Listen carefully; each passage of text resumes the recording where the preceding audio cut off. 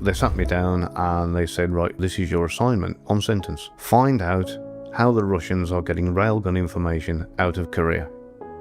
I'm like, okay. And I waited for more. And instead I got, what are you still doing here? Get on with it. I'm like, okay. I thought if I wanted to get railgun information out of Korea, how would I do it? So I looked and I thought, well, the first thing I'd do is find myself a railgun expert. There's a very short list of railgun experts. So then you can narrow that down by saying, okay, how many of these railgun experts operate in Korea? And that list gets a hell of a lot shorter. And what I did, I got it down to a list of around about 3. And there was one in particular that I started investigating. I found that he'd done an article and it was co-published by another gentleman who had a Russian name. I was like, okay, that might be the link. So I looked into that deeper. And when I investigated, that particular Russian had got ties to the Russian embassy, and the background of him revealed that, he was the person who was leaking the information. So 3 days later, I went back and I put the report on the desk. I said, that's where the leak is. And they were impressed.